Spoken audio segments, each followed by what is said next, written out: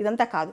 మన బ్రెయిన్లో ఏదైనా చెత్త అంశం వచ్చినప్పుడు, మనల్ని ఇబ్బందికరం పెట్టే అంశం వచ్చినప్పుడు, మనల్ని దిగజార్చే అంశం వచ్చినప్పుడు, ఇది మనకు నష్టం కలిగించిద్ది అని వెంటనే ఐడెంటిఫై చేసి దాన్ని ఆటో సజెషన్ ఇచ్చి వెంటనే ఆ థాట్ని అక్కడ కట్ చేయాలి, అక్కడికి ఆపాలి. ఇదే చాలా చాలా రేర్ క్వాలిటీ. ఇది తెలిసిన వాడు జీవితంలో చాలా హ్యాపీగా ఉంటాడనమాట.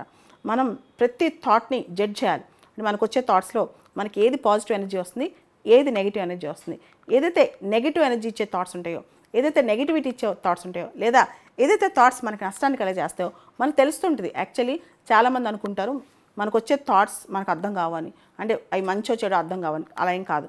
ఒక్కసారి ఆలోచించి ఇది మనకు మంచి చేస్తుందా చెడు చేస్తుందా. ఉదాహరణకి నా బ్రెయిన్లో ఇప్పుడు ఒక థాట్ రన్ అవుతుంది అనుకోండి. ఈ థాట్ నేను ఏం చేయాలి, నెక్స్ట్ ఏం చేయాలని థాట్లో ఏదైనా ఒక థాట్ రన్ అవుతుంది. రన్ అయినప్పుడు 2-3 ఆప్షన్స్ మైండ్లో ఉంటాయి. ఒక ఆప్షన్ అట్రాక్టివ్గా ఉంటుంది. ఏదైతే బాగా అట్రాక్టివ్గా ఉందో ఖచ్చితంగా కొన్నిసార్లు అదే నెగిటివిటీకి దారితీస్తుంది అనమాట.